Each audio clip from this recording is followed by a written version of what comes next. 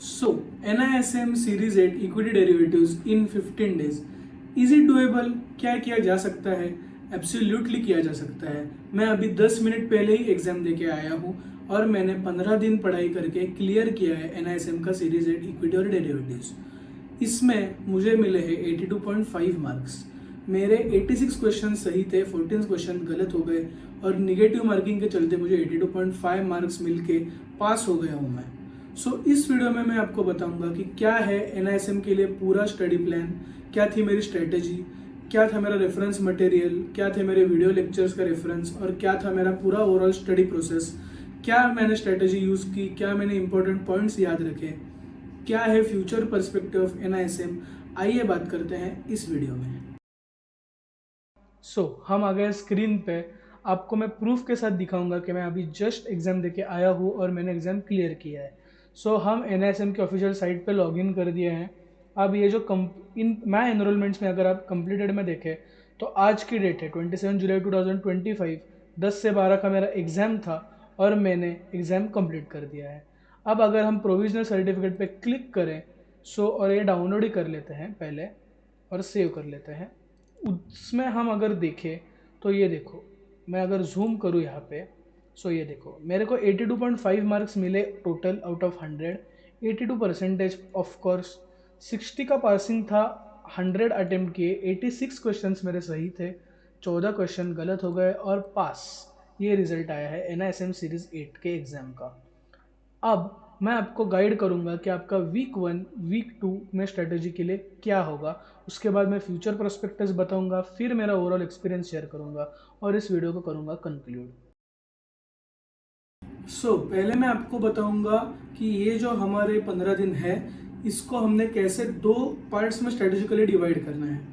Firstly मैंने जो किया आप एग्जैक्ट वही कीजिए, दो पार्ट्स में डिवाइड कीजिए। एक पार्ट हो गया 8 दिन का और एक पार्ट हो गया बचे हुए 7 दिन का, जो कि होता है 15 दिन। पहले 8 दिन के बारे में बात करते हैं, जो कि हम रखते हैं वीक 1। वीक 1 में आपको क्या करना है? वीक 1 में फर्स्टली जो आपका वर्कबुक है वो NISM के साइट से डाउनलोड कीजिए। वो कैसे, वो तो आपको कहीं पे भी NISM के खुद के साइट पे ही पता चल जाएगा, उसके बारे में अलग टाइम वेस्ट करने की ज़रूरत बिल्कुल नहीं है। NISM के साइट से उसका वर्कबुक डाउनलोड कीजिए या कोई भी दुकान में जाइए और टैक्समैन का जो इक्विटी सीरीज डेरिवेटिव का जो एग्जाम का वर्कबुक है वो बाय कर लीजिए। पर मैं आपको प्रेफरेबल कहूँगा कि आप इक्विटी वर्कबुक ही डाउनलोड कीजिए, जो कि उनका ऑफिशियल साइट से डाउनलोड होता है। वो वर्कबुक डाउनलोड कीजिए। उसमें हमारे हैं टोटल 10 चैप्टर्स। अब मैं पर्सनली बताऊंगा कि आपको फोकस पहले किस चैप्टर्स पे करना है। पहले कौन से खत्म कीजिए? First, third and fourth most important, then fifth और देन सेवेंथ। ये जो 5 चैप्टर्स मैंने बताए ये बहुत ही अच्छे से आपको करके जाना है।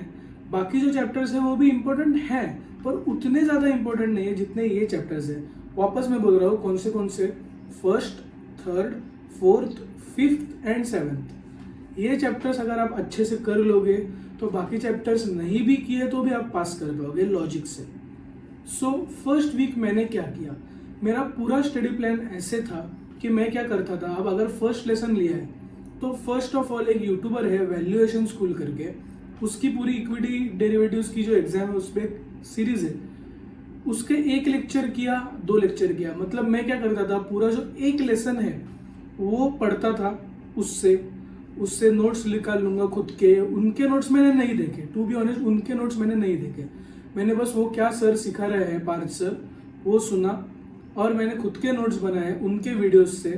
और बाद में वो एक लेसन पूरा हो जाए, फिर वो एक लेसन के लिए 2 वीडियोस हो, 4 वीडियोस हो, कुछ भी हो, वो लेसन एक बार खत्म हो जाए तो उसके बाद मैं वर्कबुक खोलता था और एक लेसन रीड करता था। ऐसे कर करके मैंने पहले दिन में ही 2 लेसन खत्म कर दिए। थर्ड लेसन को एक पूरा दिन दिया, फोर्थ लेसन को एक पूरा दिन दिया। अब जो फिफ्थ लेसन है वो कैसा है, 40 पेजेस का बड़ा लेसन है, मार्क्स का वेटेज सिर्फ 10 मार्क्स है। इट्स लाइक बड़ा हाथी है जिसमें पावर ही कुछ नहीं है, पर फिर भी उसके जो स्ट्रेटेजीज है वो वगैरह एग्जाम के पॉइंट ऑफ व्यू से बहुत ज़्यादा क्रूशियल है। और अपार्ट फ्रॉम एग्जाम्स, अगर आपको ट्रेडिंग करना है, अगर आप ये करना है वो करना है, अगर आपने लॉसेस भी किए हैं, अब क्विक स्टोरी में बता देता हूँ, मैंने एक महीने में 60,000 का लॉस किया। अगर मैं सिर्फ 1 महीने पहले इस एग्जाम के लिए अपियर होता तो मुझे बहुत ही ज़्यादा और अंडरस्टैंडिंग होती कि मैंने क्या करना था और क्या नहीं, और वो 60,000 का लॉस तो होता ही नहीं, और हो के 3 to 4,000 का मैक्स लॉस हो जाता। So this was my mistake, वो कभी अलग पॉइंट में बताऊंगा मैं। सो वीक 1 में हमें क्या करना है, जो मैंने 8 दिन दिए है आपको, फर्स्ट डे को फर्स्ट और सेकंड लेसन खत्म कर देना है। थर्ड और फोर्थ के लिए 2 दिन गए तो 3 दिन आपके चले गए, फिर 2 दिन फिफ्थ के लिए ही जाएंगे, सो 4 दिन चले गए और अपना आधा पोर्शन हो गया है। अब जो 9th और 10th है वो 1 दिन में करना है आपको, वो और 1 दिन चला गया, 6 दिन हो गए, बचा क्या 6 और 7 और 8।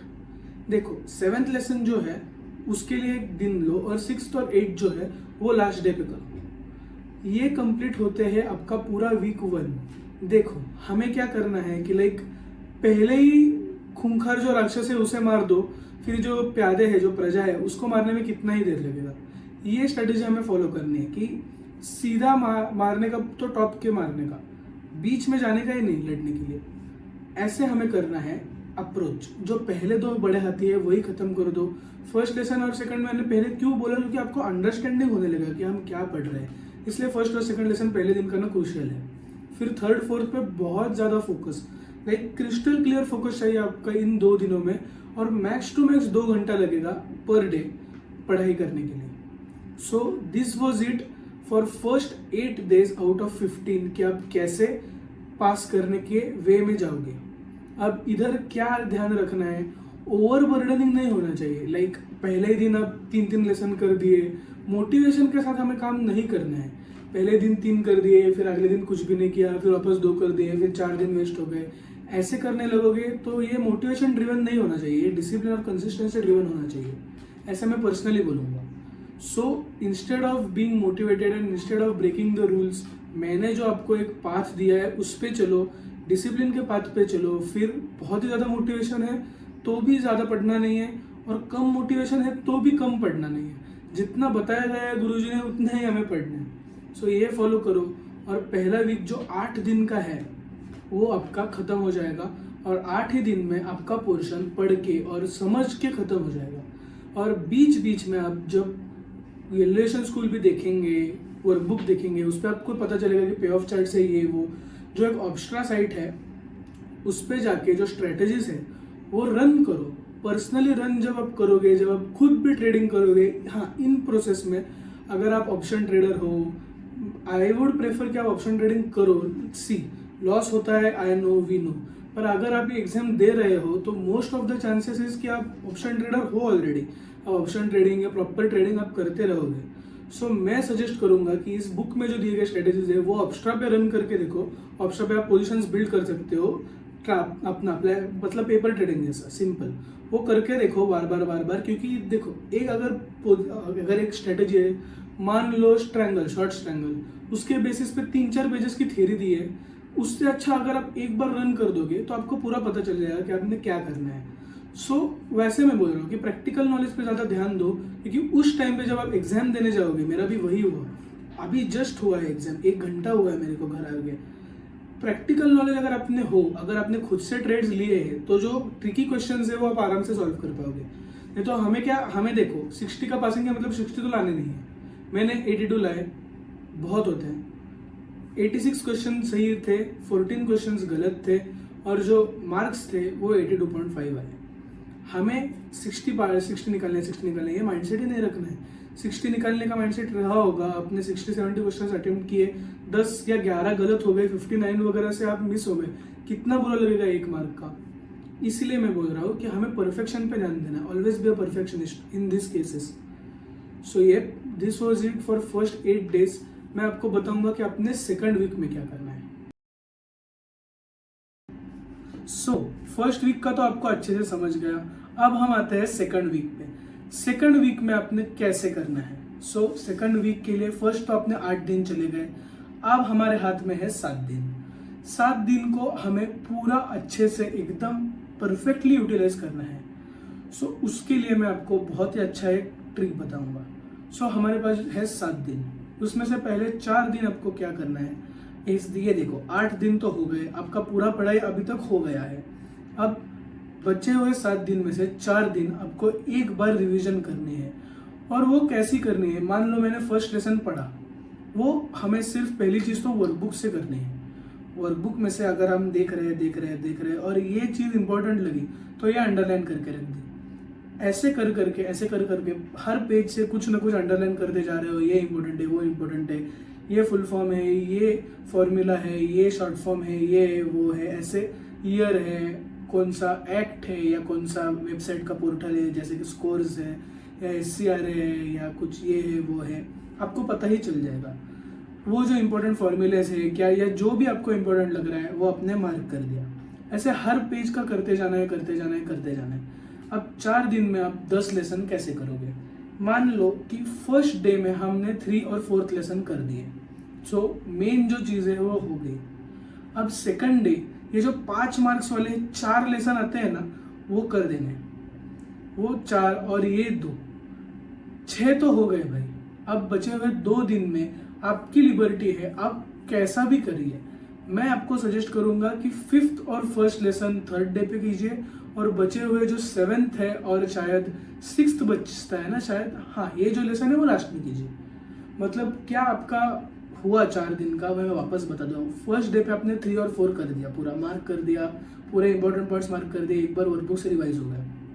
सेकेंडली जो सेकंड डे है उस पर आपने करना है 2nd lesson, 9th lesson, 10th lesson और 8th लेसन। ये जो 4 है वो 5-5 ही मार्क्स के लेसन है, ज़्यादा कुछ इंपॉर्टेंट है नहीं। सो उसमें बहुत कम चीज़ें होंगी इंपॉर्टेंट, आपका ज़्यादा टाइम भी जाएगा नहीं।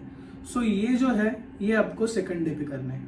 3rd डे पे आपने क्या करना है, 5th लेसन जो है, हाँ अब मैं आपको वापस एक बार बोलूँगा कि इंस्टेड ऑफ, अगर हम मान लो शॉर्ट ट्रायंगल पढ़ रहे हैं या बुल कॉल स्प्रेड पढ़ रहे हैं, instead of reading completely that theory which is bogus and bullshit, like बहुत ही आप बोर हो जाओगे वो पढ़ते पढ़ते, उसके अलावा मैं आपको सजेस्ट करूंगा कि एक बार ऑब्स्ट्रा पे स्ट्रेटेजी रन करके देखो और आप खुद ही अंडरस्टैंड करोगे क्या स्ट्रेटेजी है। फिर जैसे जैसे आप खुद से स्ट्रेटेजीज बनाओगे वैसे ही आपको पता चल जाएगा कि अपने कैसी स्ट्रेटेजी वर्कआउट करनी है, और अगर क्वेश्चन भी आए तो आप आंसर कर पाओगे।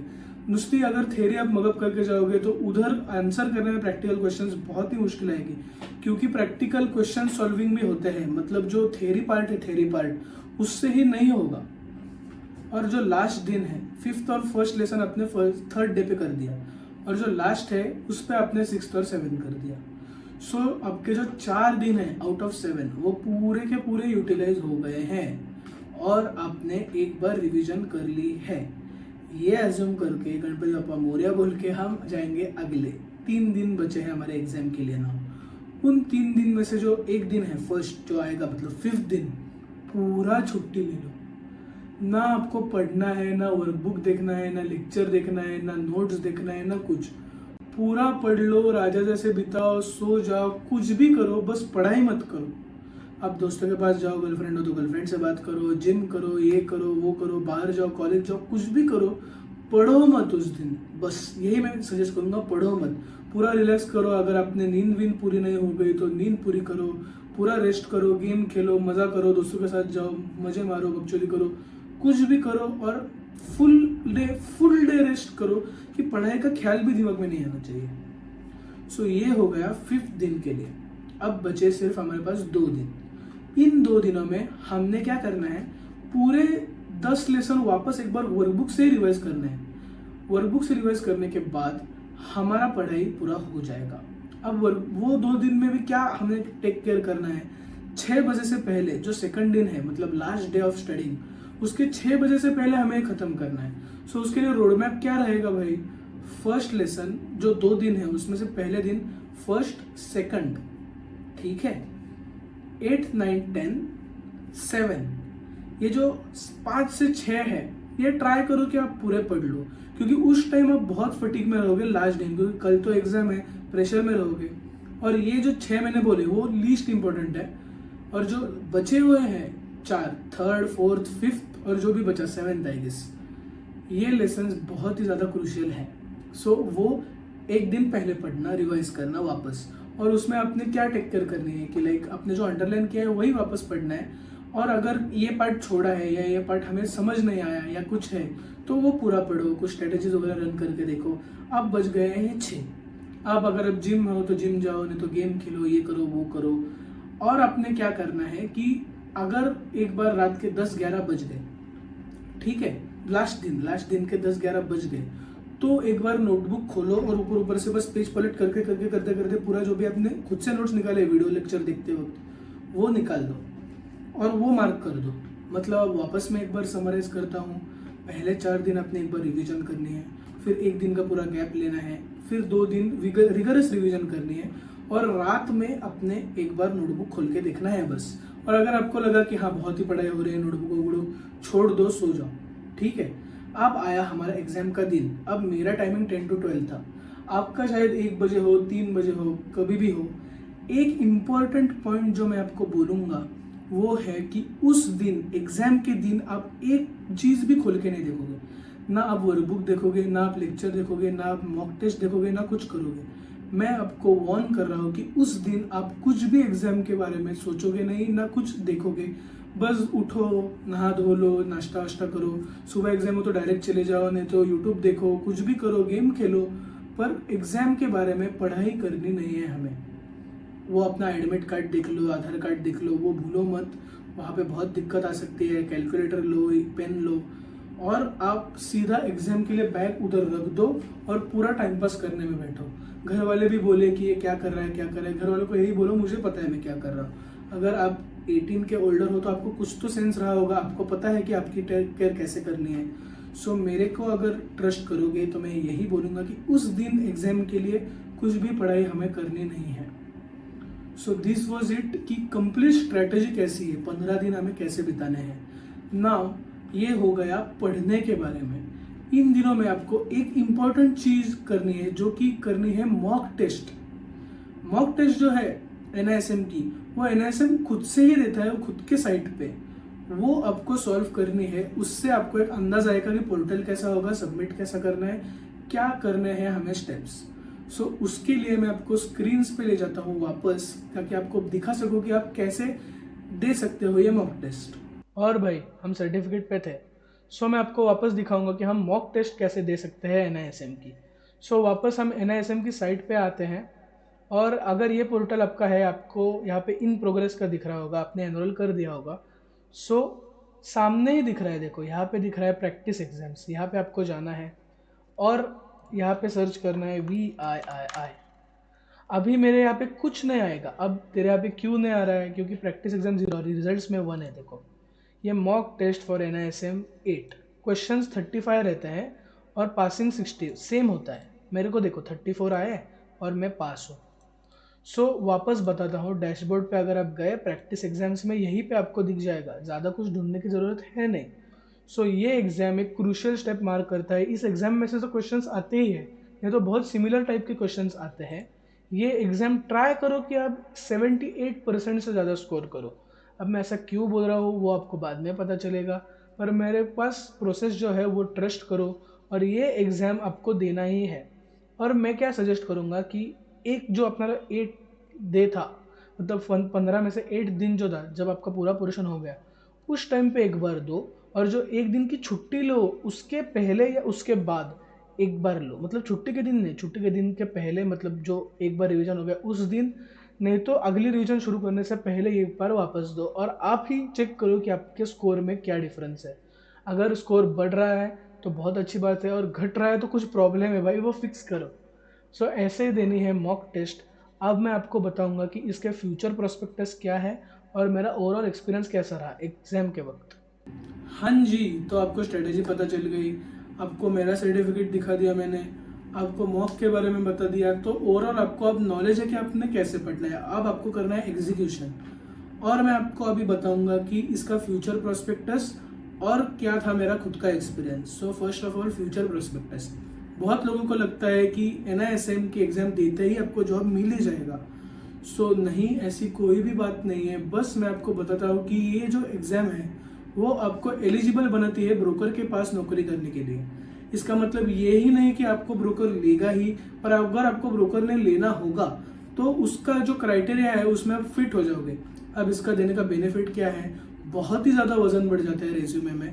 ऐसे करके आप जाओगे प्लेसमेंट लेने, अगर आप नॉर्मल भी स्टूडेंट हो बीकॉम के या बीबीए के, और पूरा ऐसे करके आप जाओगे प्लेसमेंट लेने। सो ये इसका यूज़ होगा। नाउ मेरा एक्सपीरियंस पर्सनल कैसा था, सो मैं सरप्राइज हो गया कि जब मैं उधर टेस्ट सेंटर में गया, 30-40 लोग की एग्जाम्स थी, सारे सीरीज 8 के नहीं थे, कुछ म्यूचुअल फंड के बारे में थे, कुछ इन्वेस्टमेंट एडवाइजर के बारे में थे, कुछ रिसर्च एनालिस्ट के बारे में थे। सो अलग अलग एग्जाम के लोग थे, अलग अलग टाइप के लोग थे, पर मुझे देख के हैरानी हुई कि जो यंग जनरेशन है वो वहाँ पे था ही नहीं। पूरे ओल्डर लाइक 35 to 50s ये रेंज में लोग बहुत ज़्यादा थे। मतलब मेरे एज का 2 ही बंदे थे जो कि बहुत यंग थे, नहीं तो एटलीस्ट 25 अबव थे, वो होंगे 4-5 लोग, और प्रॉपर 35 to 50 के अबव ही बाकी के लोग थे। सो वो देख के मैं बहुत ही ज़्यादा सरप्राइज हो गया। सो ये था मेरा ओवरऑल एक्सपीरियंस। मैंने एग्ज़ाम दिया, उसका जो पोर्टल है वो बहुत ही ज़्यादा घटिया होता है। वहाँ पे आपको रफ पेपर प्रोवाइड कर देते हैं, वहाँ पे आपका चेकिंग होता है, आईडी कार्ड मतलब आधार कार्ड जो है वो आप मैंडेटरी लेके चलिए, और एग्ज़ाम का जो एडमिट कार्ड है वो भी लेके चलिए, वो आपको चेक करके देंगे, साइन कर देंगे, और एग्ज़ाम होने के बाद वही आपको सबमिट करना है, या जो भी रफ पेपर ये वो है वो आपको सबमिट कर देना है। अब आप रजिस्टर करने के लिए रेडी हैं, एक बार रूल्स पढ़िए और एग्ज़ाम के लिए अपेयर होइए। All the best. This was it for this video. अगर आपको चाहिए कि मैं हर लेसन वाइज एक्सप्लेन करूँ और इम्पोर्टेंट पॉइंट्स बताऊँ तो मैं ये वीडियो बनाने के लिए रेडी हूँ, पर मुझे वैसा रिस्पॉन्स मिलना चाहिए।